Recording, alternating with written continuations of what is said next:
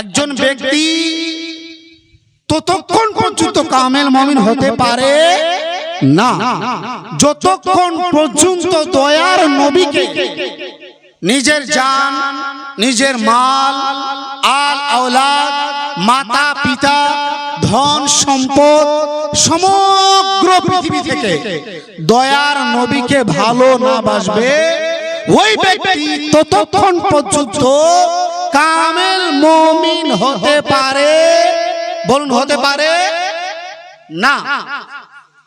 তাহলে একটা আয়াত শুনিয়ে দিয়ে আবার তার তরজমা। মহান আল্লাহ পাক রব্বুল আলামিন ইরশাদ করেন, যতক্ষণ পর্যন্ত তোমরা কামেল মুমিন না হও তোমরা মরিও না। আল্লাহ কি বলেছেন? কালাম পাকের মধ্যে ইরশাদ করেছেন, তোমরা যতক্ষণ পর্যন্ত কামেল মুমিন না হবে ততক্ষণ পর্যন্ত মরিও না। তো মরার আগে কামেল মুমিন হয়ে মরতে হবে। তার কামেল মুমিন হতে গেলে দয়ার নবীকে সব থেকে বেশি ভালোবাসতে হবে।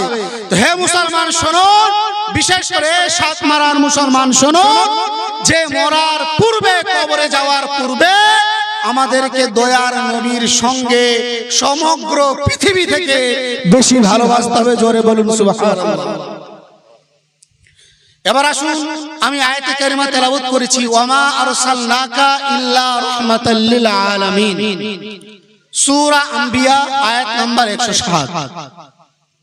মহান আল্লাহ পাক বলছেন, হে নবী, আমি আপনাকে সমগ্র পৃথিবীর জন্য রহমত এবং দয়া করে পাঠিয়েছি। আল্লাহ বলছেন, কোরআন পাক, আমাদের মুসলমানের আকীদা হলো যে কোরআনের মধ্যে কোন রকম ভুল ভ্রান্তি হতে পারে, জোর হতে পারে না। কোরআনের মধ্যে কোন রকম ভুল ভ্রান্তি অবকাশ নেই। যালিকাল কিতাবু লা রাইবা ফি, এই কোরআনের মধ্যে কোন রকম সন্দেহের অবকাশ নেই। মহান আল্লাহ পাক কোরআন পাকের মধ্যে ইরশাদ করছেন, ওয়ামা আরসালনাকা ইল্লা রাহমাতাল লিল আলামিন। মহান আল্লাহ পাক বলছেন যে হে মাহবুব, আমি আপনাকে সমগ্র পৃথিবীর জন্য রহমত এবং দয়া করে প্রেরণ করেছি। দয়ার নবী সমগ্র পৃথিবীর জন্য রহমত, সমগ্র পৃথিবীর জন্য রহমত। হে মুসলমান শুনুন, এদিকে তাওয়াজ্জু দিন। আল্লাহ পাক রব্বুল আলামিন কালাম পাকের মধ্যে ইরশাদ করেন, আলহামদুলিল্লাহি রাব্বিল আলামিন। আমরা প্রশংসা কার করি? মহান আল্লাহ।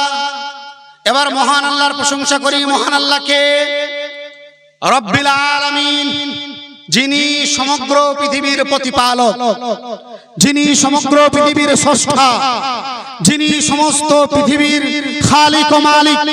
তো মহান আল্লাহ পাক বলছেন রব্বিল আলামিন। আল্লাহ এখানে নিজের জন্য শব্দ ব্যবহার করেছেন। আমি সমগ্র পৃথিবীর জন্য হলাম রব, আমি সমগ্র পৃথিবীর জন্য হলাম প্রতিপালক, আমি সমগ্র পৃথিবীর হলাম খালিক। আর দয়ার নবীর জন্য ব্যবহার করেছেন রাহমাতাল লিল আলামিন। আমি যেই যেই জিনিসের জন্য খালিক, আমি যেই যেই জিনিসের আমি রব, আমি যেই যেই জিনিসের প্রতিপালক, আমার দয়ার নবীকে আমি সৃষ্টি করেছি, সেই সেই জিনিসের জন্য রহমত। হে মুসলমান, আল্লাহ পাক রব্বুল আলামিন সমগ্র পৃথিবীর জন্য রহমত। আলাম, আলামিন এটা হলো বহুবচন, এর এক বচন হলো আলাম। আর আলামের সংজ্ঞা, তারিফ, ডেফিনিশন আলা হযরত আজিমুল বরকত মুজাদ্দিদ দ্বীন ও মিল্লাত আশ-শাহ ইমাম আহমদ রাজা খান আলাইহির রাহমাত ওয়া রিদওয়ান ফতোয়া রাজবিয়ার মধ্যে বর্ণনা করেছেন যে আলাম এর ডেফিনিশন হলো মা সিওয়া আল্লাহ, এক কথায় আল্লাহ ব্যতীত যাহা কিছু আছে সমগ্র সমস্ত জিনিস হলো আলামের মধ্যে অন্তর্ভুক্ত। আর এটাও আলাম, কলম এটাও হলো আপনার আলামের মধ্যে।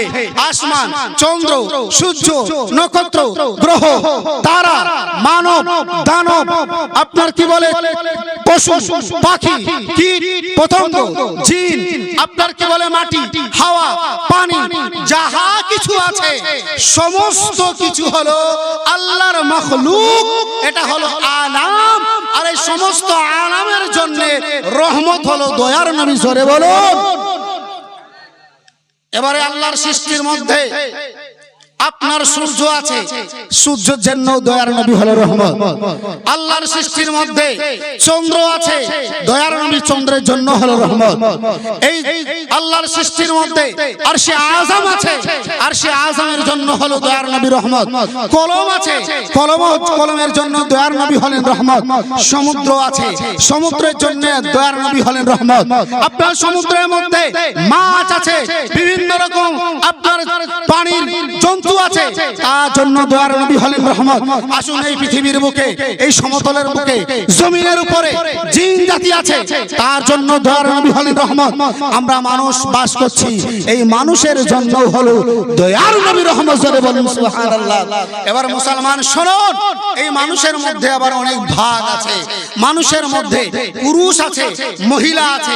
দয়ার নবী পুরুষের জন্য যেমন রহমত, মহিলাদের জন্যও তেমন রহমত। দয়ার নবী যেমন আপনার বুড়োদের জন্য রহমত, তেমনি যুবকদের জন্য রহমত, তেমনি বাচ্চাদের জন্য রহমত। হে মুসলমান শুনুন, এক কথায় পুরো মানব জাতির জন্য দয়ার নবী হলেন রহমত। এবার আসুন, এই মানব জাতির মধ্যে এমনও কিছু আছে, কেউ আছে কাফের, কেউ আছে মুশরিক, কেউ আছে আপনার মুসলমান, কেউ আছে আবার বেঈমান। হে মুসলমান শুনুন, মহান নবী দয়ার নবীকে মহান আল্লাহ পাক রব্বুল আলামিন মুসলমানদের জন্য রহমত করেছেন, তো কাফিরদের জন্য রহমত করেছেন। জোরে বলুন। একটু কেমন লাগছে না যে কাফিরদের জন্য, মুশরিকদের জন্য আবার দয়ার নবী কি রকম রহমত হয়? ওরা তো কাফির, ওরা তো মুশরিক। মুশরিকের জন্য কিভাবে রহমত, কাফিরদের জন্য কিভাবে রহমত? একটু আজব লাগছে না? লাগছে কি লাগছে না? এবার শুনুন, দয়ার নবী মুসলমানদের জন্য রহমত, কাফিরদের জন্য রহমত। কাফিরদের জন্য কিভাবে রহমত শুনুন। দয়ার নবী সাল্লাল্লাহু আলাইহি ওয়াসাল্লাম কাফিরদের জন্য এই রূপ রহমত, যেই কাফির এই দুনিয়ার বুকে আছে, তো মহান আল্লাহ পাক রব্বুল আলামিন তাদেরকে এই দুনিয়ার আযাব থেকে বাঁচিয়ে দিয়েছে। জোরে বলুন সুবহানাল্লাহ। এই দুনিয়ার আযাব থেকে তাদেরকে বাঁচিয়ে দিয়েছে। কাফিরদের জন্য কেবলমাত্র দয়ার নবী এই দুনিয়ার জন্য রহমত, কারণ কাফিররা আল্লাহর আযাব থেকে বেঁচে আছে এই দুনিয়ার মুখে। হে মুসলমান, এই রূপে দয়ার নবী হলেন কাফির এবং মুশরিকদের জন্য রহমত। আসুন, দয়ার নবী ফেরেশতাদের জন্য রহমত, নবীদের জন্য রহমত। নবীদের জন্য কি রূপে রহমত? এবার আসুন একটা হাদিস শুনুন। এই হাদিসটি বর্ণিত হয়েছে বুখারী শরীফে, এই হাদিসটি বর্ণিত হয়েছে আপনার তিরমিজি শরীফে, বিভিন্ন সিয়াসিত্তা হাদিসের মধ্যে এই হাদিসটি বর্ণনা হয়েছে। কিভাবে এই হাদিসটি আপনার নিয়ে আসা হয়েছে? আয়াতটি কোরআনের আয়াতের কাযালিক, কোরআনের মধ্যে আপনার স্পষ্ট বর্ণনা হয়েছে। আল্লাহ পাক রব্বুল আলামিন ইরশাদ করেন, কাযালিকা জাআলনাকুম ওয়াসাতান লিতাকুনু শুহাদা আলান নাস। আল্লাহ পাক রব্বুল আলামিন ইরশাদ করছেন, হে উম্মতে মুহাম্মাদী, আমি তোমাদেরকে উম্মতে ওয়াসাতা করেছি এবং মানুষদের জন্য তোমাদেরকে সাক্ষী করেছি। কি রূপে? এবার এর তাহাতে একটা হাদিস এসেছে, যে হাদিসটি বর্ণনা হয়েছে বুখারী শরীফের মধ্যে, এই হাদিসটি বর্ণনা হয়েছে আবার তিরমিজি শরীফের মধ্যে। হে মুসলমান শুনুন, দয়ার নবী সাল্লাল্লাহু আলাইহি ওয়াসাল্লাম ইরশাদ করেন যে রোজ মাহশারে, কিয়ামতের দিনে, উত্তপ্ত দিনে, সেই দিন আপনার কি হবে? আল্লাহ পাক রব্বুল আলামিন হযরত নূহ আলাইহিস সালামকে ডাকবেন, হে নূহ আলাইহিস সালাম, আমি আপনাকে দুনিয়ার বুকে পাঠিয়েছিলাম আমার বার্তা মানুষের কাছে পৌঁছিয়ে দেওয়ার জন্য। বলুন আপনি কি আমার বার্তা আপনার উম্মতের মধ্যে প্রচার ও প্রসার করেছেন কিনা? হযরত নূহ আলাইহিস সালাম বলবেন, ইয়া আল্লাহ, আপনি যা বার্তা আমাকে দিয়েছিলেন আমি সমস্ত আপনার বার্তা আমার উম্মতের কাছে আমি পৌঁছিয়ে দিয়েছি। এবার নূহ আলাইহিস সালামের উম্মতকে জিজ্ঞাসা করা হবে, হে নূহ আলাইহিস সালামের হে উম্মতেরা, বলো তোমাদেরকে নূহ আলাইহিস সালাম আমার বার্তা পৌঁছিয়েছে কিনা। তো নূহ আলাইহিস সালামের উম্মতেরা মিথ্যা কথা বলবে যে না না, আপনার বার্তা আমাদের কাছে পৌঁছানো হয়নি। সেই সময় আল্লাহ পাক রব্বুল আলামিন আবার নূহ আলাইহিস সালামকে বলবেন, হে নূহ আলাইহিস সালাম, বলো তুমি যে বলছো যে আমি তোমার বার্তা আমার উম্মতের কাছে পাঠিয়েছি, বলো এর কোনো তোমার কাছে সাক্ষী আছে, তোমার কোনো গবাহ আছে? তো নূহ আলাইহিস সালাম বলবেন হ্যাঁ আছে। বলে কে? আখরি নবী জনাবে মুহাম্মদুর রাসূলুল্লাহ সাল্লাল্লাহু আলাইহি ওয়াসাল্লাম সাক্ষী আছে। সেই সময় হুজুর আলাইহিস সালাতু ওয়াস সালামের কে সাক্ষী যখন করা হবে, সেই টাইমে উম্মতে মুহাম্মদী সাক্ষী দেবে। তখন উম্মতে মুহাম্মদী সাক্ষী দেবে, হে আল্লাহ, তোমার নবী হযরত নূহ আলাইহিস সালাম উনি সাক্ষী দিয়েছেন, উনি আপনার বার্তা উম্মতের কাছে পৌঁছিয়ে দিয়েছেন, যিনার উম্মতেরা মিথ্যা কথা বলছে। এমন সময় তখন আবার আমাদের উম্মতে মুহাম্মদীর কথাকে তাসদীক করবেন কে? হুজুর সাল্লাল্লাহু আলাইহি ওয়াসাল্লাম বলবেন হ্যাঁ হ্যাঁ, আমার উম্মতেরা তারা সত্যই সাক্ষ্য দিচ্ছে। হে মুসলমান, তাহলে এখানে বোঝা গেল যে দয়ার নবী সাল্লাল্লাহু আলাইহি ওয়াসাল্লাম নবীদের জন্য রহমত। কারণ সেই দিন রোজ মাহশারে যখন অন্যান্য নবীদের সাক্ষীর প্রয়োজন হবে, সেই টাইমে সাক্ষী দেবেন দয়ার নবী সাল্লাল্লাহু আলাইহি ওয়াসাল্লাম। সাক্ষী দিয়ে নবীদেরকে আল্লাহ দরবারে সেদিন তাসদীক করে তিনাদেরকে পরিত্রাণ দিবেন। জোরে বলুন সুবহানাল্লাহ। এতে বোঝা গেল দয়ার নবী সাল্লাল্লাহু আলাইহি ওয়াসাল্লাম নবীদের জন্যও হলেন আপনার কি রহমত। হে মুসলমান শুনুন, আলহামদুলিল্লাহ, আল্লাহ পাক রব্বুল আলামিন এই বিশ্ববাসী যত কিছু আছে তার জন্য রহমত। বিশেষ করে যেমন আপনি যদি ইতিহাস তুলে দেখুন, হাদিস খুলে দেখেন যে হযরত ঈসা আলাইহিস সালাতু সালামের জামানার পরে প্রায় 550 বছর পরে রাসূল করিম সাল্লাল্লাহু তাআলা আলাইহি ওয়াসাল্লাম এই ধরাধামের বুকে আগমন করেছেন। আর এই সময়টা এত বেবিচারী, এত পাপাচারী, এত অত্যাচারে পরিণত হয়েছিল। হাদিস যখন পড়ি, হাদিস পড়ার সময় চোখ থেকে যেন জল বেরিয়ে আসে।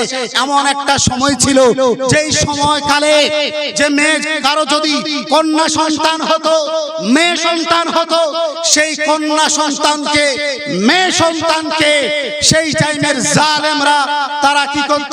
জীবিত সেই বাচ্চাকে কবরে দাফন করে দিত।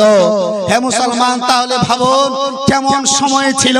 সেই সময় দয়ার নবী, মায়ার নবী সাল্লাল্লাহু আলাইহি ওয়াসাল্লাম উম্মতের কাছে বার্তা পৌঁছে দিলেন, যেই বাড়িতে কন্যা সন্তান জন্মগ্রহণ করবে সেই বাড়িতে আল্লাহর রহমত বর্ষিত হবে।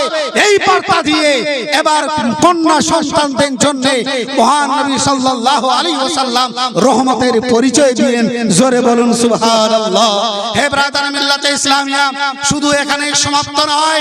আসুন বুখারী শরীফ খুলে দেখুন, উঠান তিরমিজি শরীফ, আপনি হাদিস শরীফ যদি খুলে দেখেন বুঝতে পারবেন বাবুস শাফাতের মধ্যে স্পষ্ট একটি লম্বা হাদিস বর্ণনা হয়েছে। আমি আরবি ইবারত পড়ছি না, শুধু তার বাংলা তরজমা করে, তার বিশ্লেষণ করে আপনাদেরকে বুঝিয়ে দিই। হে মুসলমান শুনুন, এই হাদিসটি বর্ণনা হয়েছে হযরতে আবু হুরায়রা রাদিয়াল্লাহু তাআলা আনহু থেকে। উনি বলেন, আমরা সাহাবায়ে কেরাম রাসূল কায়নাত সাল্লাল্লাহু তাআলা আলাইহি ওয়াসাল্লামের সঙ্গে এক দাওয়াতে উপস্থিত ছিলাম। আর সেই দাওয়াতে রাসূল করিম সাল্লাল্লাহু আলাইহি ওয়াসাল্লামকে ছাগলের রান পেশ করা হয়েছিল। দয়ার নবী খুব শোকের সঙ্গে সেই রান খেয়ে উনি খাওয়ার পরে দয়ার নবী সাল্লাল্লাহু আলাইহি ওয়াসাল্লাম বলছেন, বলো যে সেই কিয়ামতের দিনে সেই যে এমন একটা সময় হবে, এমন একটা টাইম হবে যেই সময়কালে সূর্য মানুষের মাথার উপরে হবে, নফসি নফসির আলম হবে, মানুষ বড় সংকটে হবে, বড় বিপদে হবে। ওই বিপদের সময় মানুষ হায় হায় করবে, নফসি নফসি করবে। যখন চতুর্দিক দিয়ে নফসি নফসির আলম হবে, এক অপরের সঙ্গে কথোপকথন করবে, কথা বলবে, হায় হায় আজ এই আযাব থেকে কিভাবে বাঁচা যাবে, আজ আল্লাহর কাহার থেকে কিভাবে পরিত্রাণ পাওয়া যাবে। এইভাবে এক অপরের সঙ্গে আপনার কথোপকথন করবে।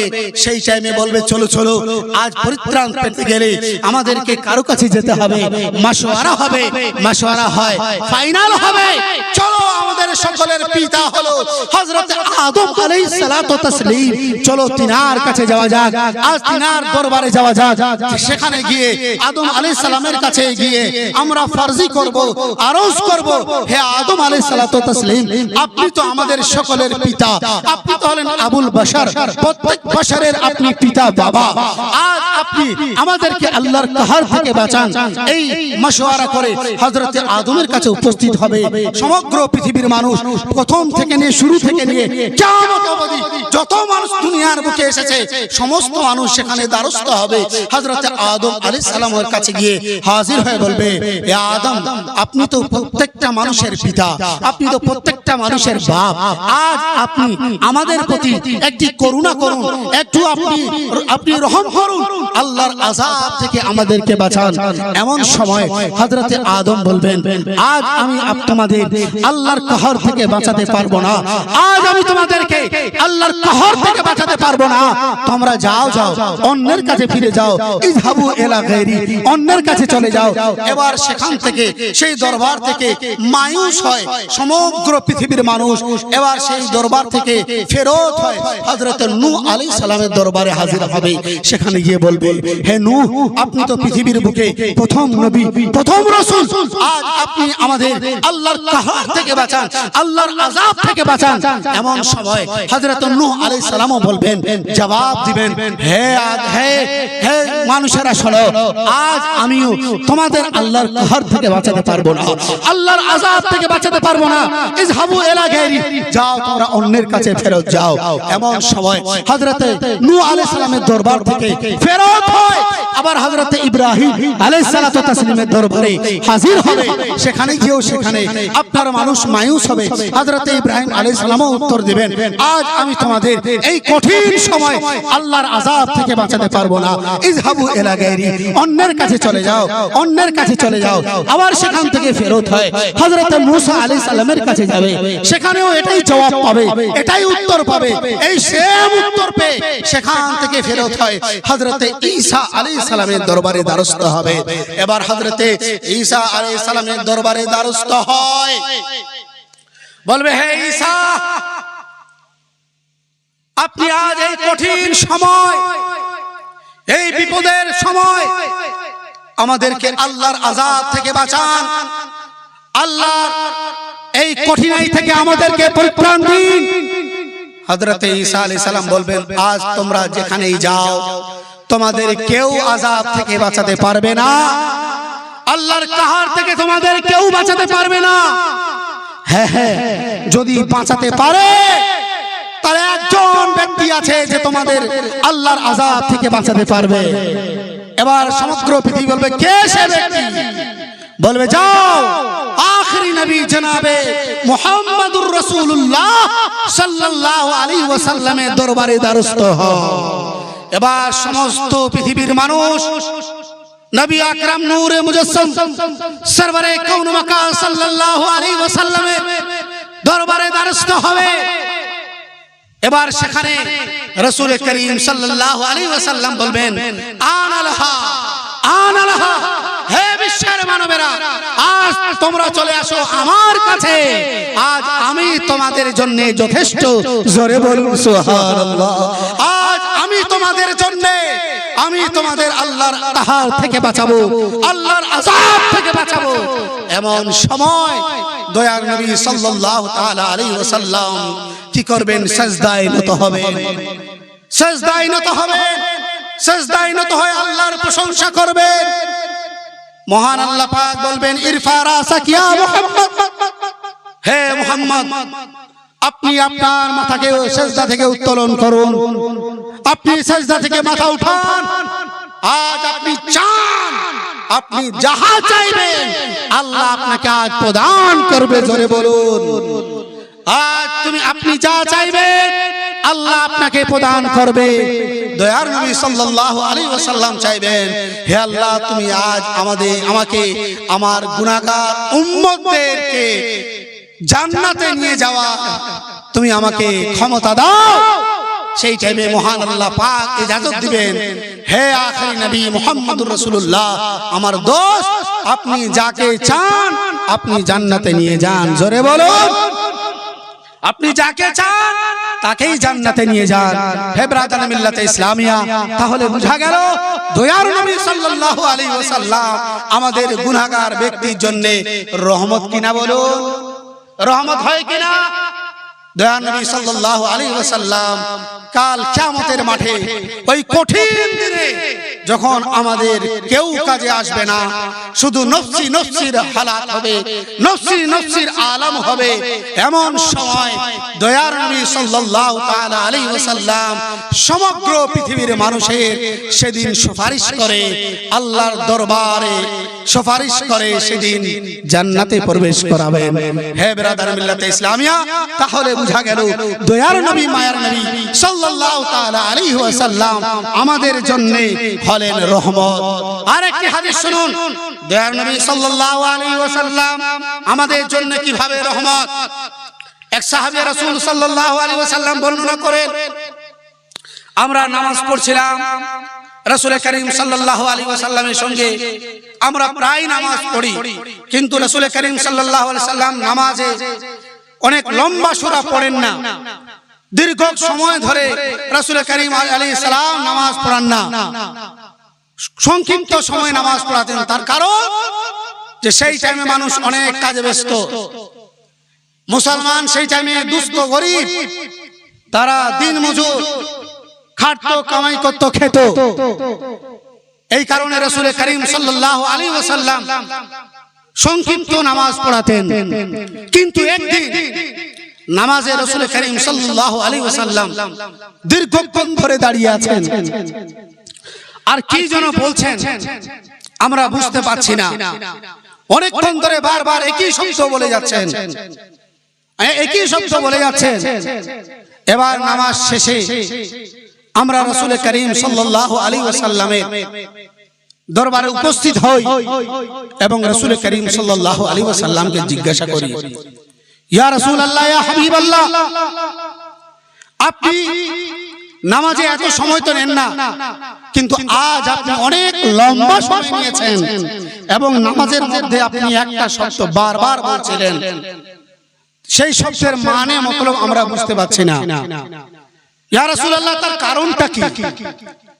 তা রাসূল করিম সাল্লাল্লাহু আলাইহি ওয়াসাল্লাম বললেন, আমি যখন নামাজে ছিলাম, নামাজ অবস্থায় আমার কাছে যেন জান্নাতকে দেখানো হয় এবং জাহান্নামকেও আমার সামনে নিয়ে আসা হয়। আর ওই জাহান্নামকে যখন আমার সামনে নিয়ে আসা হয়, আমি জাহান্নামের আযাব দেখছিলাম, আর যেন মনে হয় আমার উম্মতের উপরে আযাব হবে। এই কারণে আমি আল্লাহর কাছে ফরিয়াদ করছিলাম, আমি আল্লাহর কাছে ফরিয়াদ করছিলাম, হে আল্লাহ, এই উম্মতের মধ্যে আমিও আছি, হে আল্লাহ, এই উম্মতের মধ্যে আমিও আছি, হে আল্লাহ, যে উম্মতের মধ্যে আমি আছি সেই উম্মতকে তুমি এই জাহান্নামে দিও না। জোরে বলুন। দয়ার নবী বারবার এই শব্দ উচ্চারণ করছিলেন। তাহলে বোঝা গেল রাসূল করিম সাল্লাল্লাহু তাআলা আলাইহি ওয়াসাল্লাম এই উম্মতের জন্য কতটা রহমত, কতটা রহমত।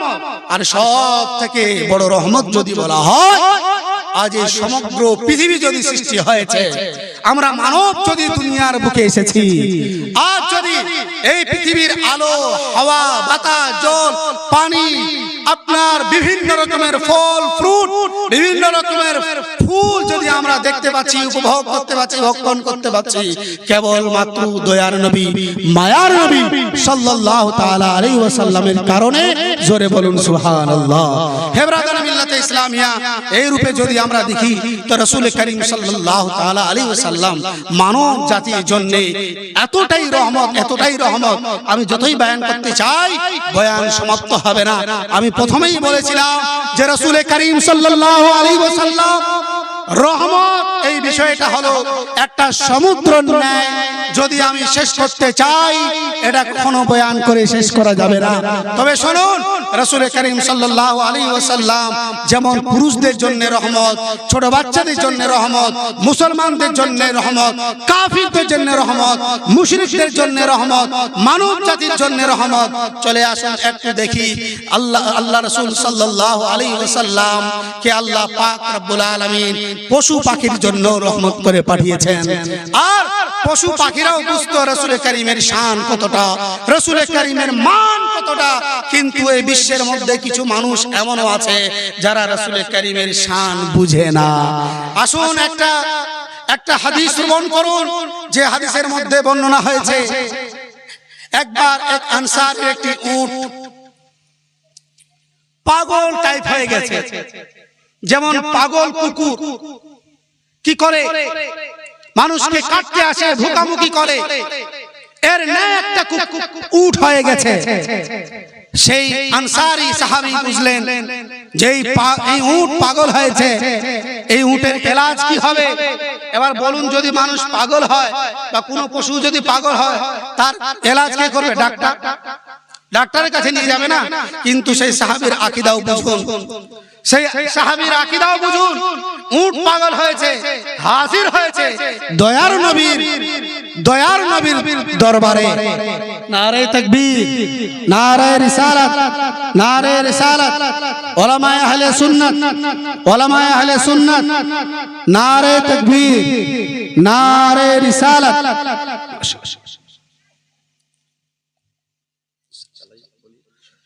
একবার দরুদ শরীফ আল্লাহুম্মা সাল্লি আলা সাইয়্যিদিনা ওয়া মাওলানা মুহাম্মাদিন বারিক ওয়া সাল্লিম সালাতাও ওয়া সালামান আলাইকা ইয়া রাসূলুল্লাহ সাল্লাল্লাহু তাআলা আলাইহি ওয়াসাল্লাম। সেই আনসারী ব্যক্তি উট যখন পাগল হয়, সে ব্যক্তি ভাবলেন যাব কোথায়। সে ব্যক্তি হাজির হলেন ডাক্তারের কাছে নয়, হাজির হলেন রাসূল করিম সাল্লাল্লাহু আলাইহি ওয়াসাল্লামের দরবারে। বলছি, ইয়া রাসূলুল্লাহ, ইয়া হাবিবাল্লাহ, আমার একটি উট পাগল হয়ে গেছে, ইয়া রাসূলুল্লাহ, এর এলাজ কি হবে? দয়ার নবী বলেন, ঠিক আছে, আমি আসব। দয়ার নবী সাল্লাল্লাহু আলাইহি ওয়াসাল্লাম হাজির হলেন। হাজির হওয়ার পর যখন ওই উটের কাছে রাসূল করিম যেতে চাইছেন, সে আনসারী সাহাবী বলছেন, ইয়া রাসূলুল্লাহ, আপনি ওই উটের কাছে যেন না, সে কিছু খায় না, সে যেন মানুষকে কাটতে আসে, ইয়া রাসূলুল্লাহ, হয়তো আপনি তার কাছে যাবেন, আপনাকেও হয়তো কেটে নিতে পারে। তো দয়ার নবী বলেন, সে কিছু করবে না। দয়ার নবী হাজির হলেন আর সেই উটের ঘাড়ে পেশানিতে হাত দিলেন, উট সুস্থ হয়ে গেল। এবার সেই সাহাবী রাসূলকে বলছেন, যা উট নিয়ে যাও। এবার যখন সেই সাহাবী উটকে নিয়ে গেলেন, তো দেখছেন আগের নেই যেন সেই উট খাওয়া দাওয়া করছে, যেই কাজে লাগাতেন সেই কাজে যেন লেগেছে, উটের পাগলামি শেষ হয়ে গেছে। জোরে বলুন সুবহানাল্লাহ। তার কারণ সেই পশুটাও বুঝে গেছে যে আমার পেশানির উপরে রাহমাতুল লিল আলামিনের হাত পড়ে গেছে। কিন্তু মুসলমান ওই জামানার উটের আকল বুঝেছিল রাসূল করিমের শান মান বর্তমান যুগের কিছু মোল্লার ব্রেনেও পড়েনি রাসূল করিমের শান মান। হে মুসলমান, আল্লাহ পাক রব্বুল আলামিন অশেষ রহমত, অশেষ দয়া যে আমাদেরকে রাসূল করিম সাল্লাল্লাহু আলাইহি ওয়াসাল্লামের উম্মত করেছেন এবং আমাদের মধ্যে রাসূলকে করিমকে পাঠিয়েছেন। রাসূল করিমকে পাঠিয়ে আমাদের এই গুনাহগার উম্মতের জন্য রহমত করে পাঠিয়েছেন। আজ যদি আমরা রাসূল করিম সাল্লাল্লাহু আলাইহি ওয়াসাল্লামের সঙ্গে অগাধ ভালোবাসা রাখতে পারি, অগাধ প্রেম রাখতে পারি, যতই ভালোবাসা রাখবো আমাদের ততই লাভ, ততই ভালো হবে, ততই আমরা কিয়ামতের দিনে রাসূল করিম সাল্লাল্লাহু আলাইহি ওয়াসাল্লামের নিকটবর্তী হব। প্রাধান্য মিল্লাত ইসলামিয়া, জয় হোক। আমি আয়াতে কারিমা পাঠ করেছিলাম, ওয়া মা আরসালনাকা ইল্লা রাহমাতাল লিল আলামিন। মহান আল্লাহ পাক রব্বুল আলামিন ইরশাদ করেন যে হে মাহবুব, আমি আপনাকে সমগ্র পৃথিবীর জন্য, সমগ্র জগতের জন্য রহমত এবং দয়া করে পাঠিয়েছি। তো সমগ্র পৃথিবীর মধ্যে, জগতের মধ্যে আমরা মানব জাতি জাতি বিশেষ করে আমাদের জন্য আল্লাহ পাক রব্বুল আলামিন রহমত করেছেন, তার কারণ রাসূল কারীমকে আমাদের মধ্যে পাঠিয়েছেন। এটা আমাদের জন্য স্পেশালি, এটা আমাদের জন্য বিশেষ করে রহমত। তাই রাসূল কারীম সাল্লাল্লাহু আলাইহি ওয়াসাল্লামকে যতটা বেশি ভালোবাসবো ততই আমরা আল্লাহর কুরব হাসিল করতে পারবো। রাসূল কারীমকে যেভাবে ভালোবেসেছেন হযরতে আবু বকর সিদ্দিক রাদিয়াল্লাহু তাআলা আনহু, ততটাই মর্তবা হাসিল করেছেন আল্লাহর দরবারে। যেরূপ ভালোবেসেছেন হযরত ওমর ফারুক, যেরূপ ভালোবেসেছেন হযরত উসমান গনি, যেরূপ ভালোবেসেছেন হযরতে আলী মুর্তজা, যেভাবে ভালোবেসেছেন আশারায়ে মুবাশশারা, হে মুসলমান, যেভাবে ভালোবাসা রেখেছেন গৌসে পাক, যেভাবে ভালোবেসেছেন হযরতে খাজা গরিবে নওয়াজ, যেভাবে ভালোবেসেছেন হযরতে নিজামউদ্দিন আউলিয়া, যেভাবে ভালোবেসেছেন হযরত সিরাজে আকিয়া পাক, যেভাবে ভালোবেসেছেন হযরত আলাল পান্ডবী রাহমাতুল্লাহ তাআলা আলাইহি, ওনার নকশে কদমে, ওনাদের নকশে কদমে চলে যেন আমরাও দয়ার নবীর ভালোবাসা যেন আমাদের দিলে রাখতে পারি। এই ভালোবাসা কিয়ামতের দিনে আমাদের কাজে আসবে। সহিহ হাদিসের মধ্যে বর্ণনা হয়, এই দুনিয়ার বুকে যে ব্যক্তি যার সঙ্গে যতটা ভালোবাসা রাখবে, যার সঙ্গে ভালোবাসা রাখবে, রোজ মাহশারে তার সঙ্গে তার হাসর হবে, তার হিসাব হবে, তার কিতাব হবে। যদি আমরা রাসূল কারীমের সঙ্গে ভালোবাসা রাখি তাহলে রাসূল কারীমের সঙ্গে আমাদের হাসর হবে, আর রাসূল কারীমের সঙ্গে যদি আমাদের হাসর হয় আমাদের বেড়া পার হবে।